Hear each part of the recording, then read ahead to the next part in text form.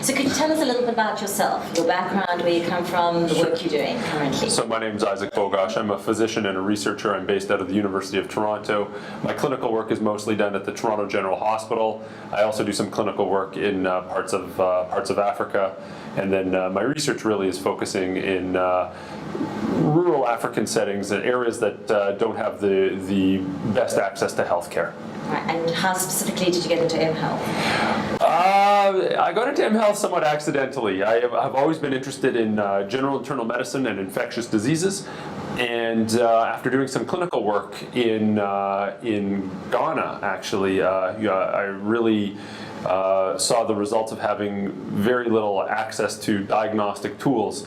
And throughout my training and through meeting other individuals, local healthcare providers, local scientists, it really became clear that this was a major area, and that spurred my change into looking at better ways and more feasible ways to make diagnoses for common and sometimes uncommon disease processes that occur in parts of rural Africa. What's your specific disease focus?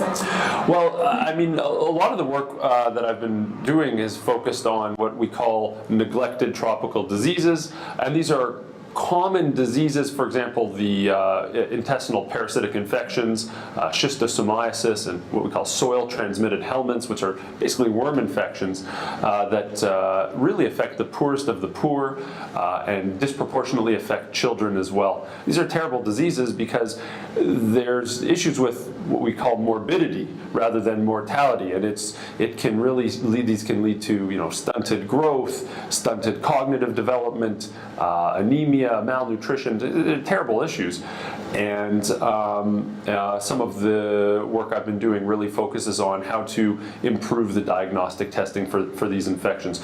Ultimately, the goal is to develop a platform so that we can use a device or devices that will be very robust and diverse. They can diagnose a whole variety of things. We don't want to develop a specific test for a specific organism. The ultimate goal would be to have a common platform that can be used for a wide variety of disease processes, infectious and non-infectious.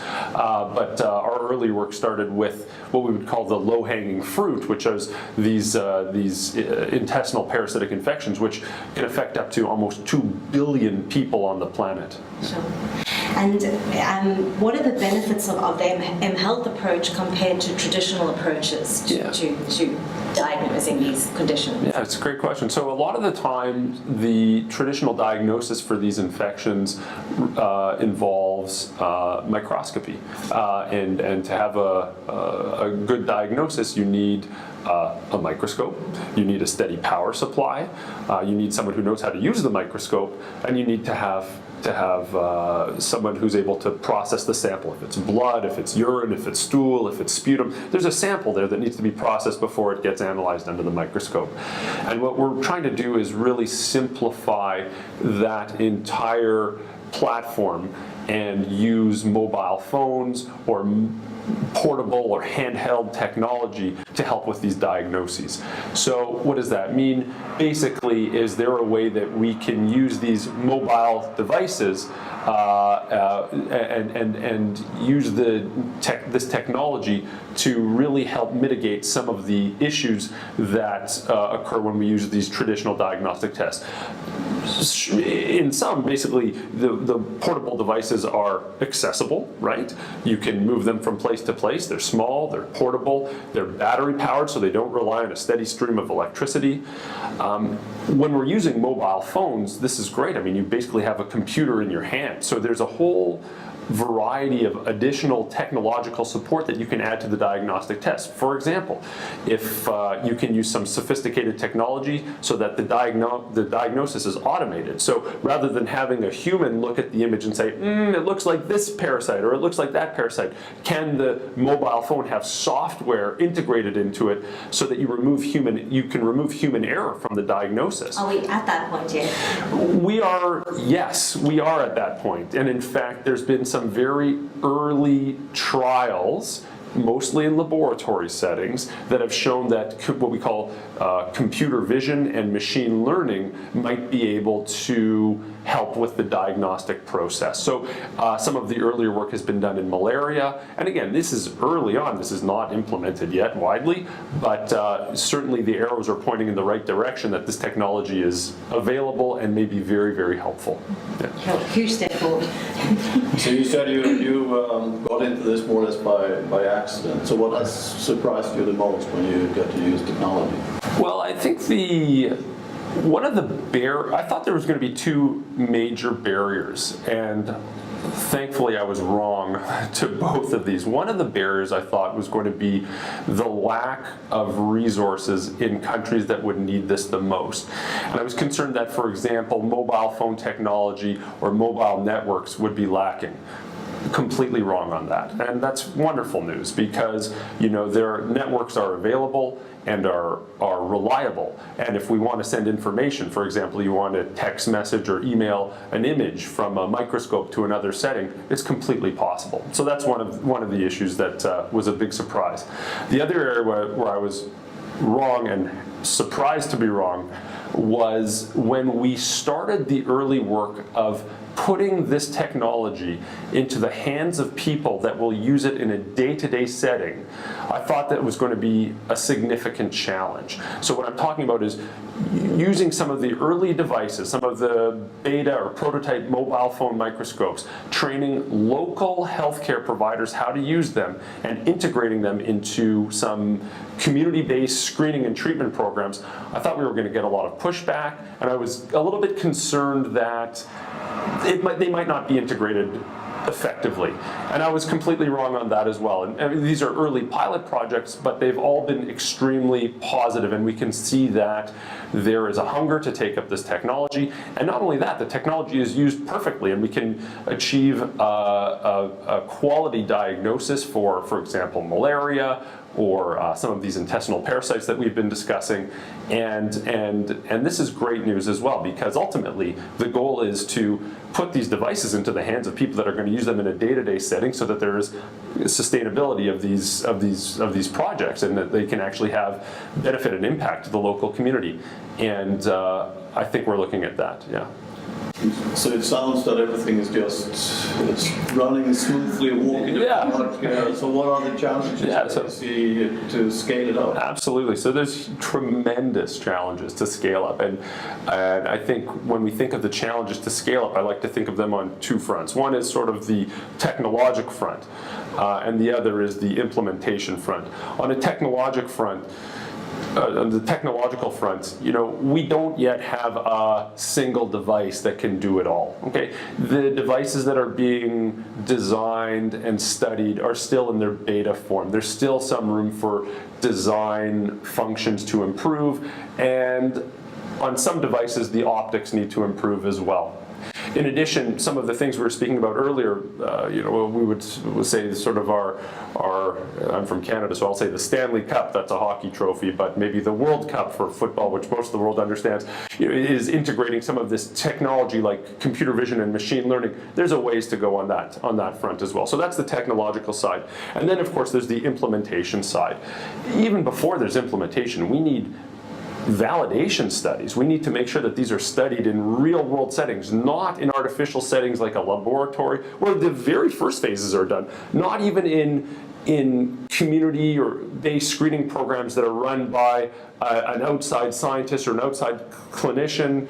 They need to be studied in real-world settings by people who use them in their day-to-day setting to see if this really is effective a tool as we want it to be, so that it's safe to implement. And then, of course, once those validation studies are done, and if we can show that these are effective, useful diagnostic tools, then of course we need to have business models, we need stakeholder engagement, we need government and industry engagement and scientific engagement and public health engagement, and really get everyone around the table to discuss how are we going to implement this, and what are the next steps, so that we can really implement these devices and actually have them function in day-to-day routine settings. So there's a long way to go.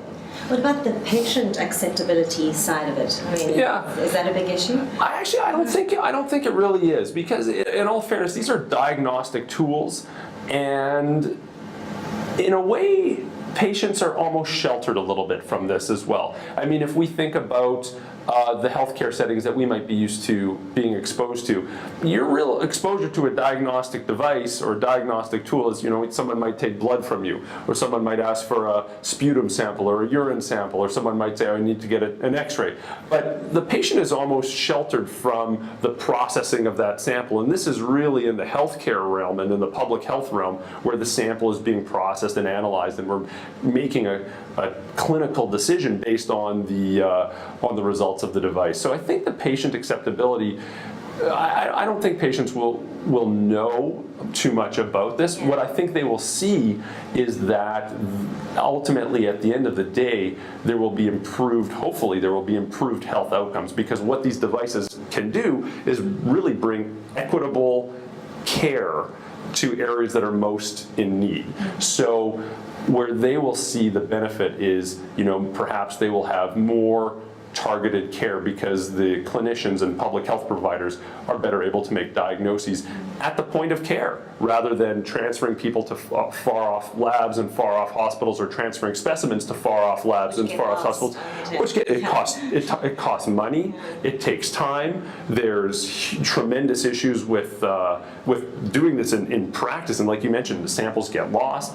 There's the loss of information as well, and if we can bring better diagnostic tests at the point of care, I think we can improve healthcare for sure. And with the computer learning side of it, I mean, we aren't heading in a direction of self-diagnoses because you can get an app that diagnoses. No, I really hope not. I really hope not. I obviously don't want to put myself out of business, but in all seriousness, dangerous. In all seriousness, I think there is a tremendous role for a skilled healthcare provider, and I use that term very carefully because it doesn't necessarily mean it's a doctor. It could be a doctor, a nurse, a health technician, a public health specialist. I'm sure there's a few others that I can add to that list as well, but someone who has a good understanding of the healthcare issues and how they relate to that individual. And there's always anytime someone has an interaction with healthcare, these are teachable moments. Yeah. And it's not just a matter of getting a diagnosis and getting a treatment. These are wonderful teachable moments, and these are moments that we should grasp and use for preventative care.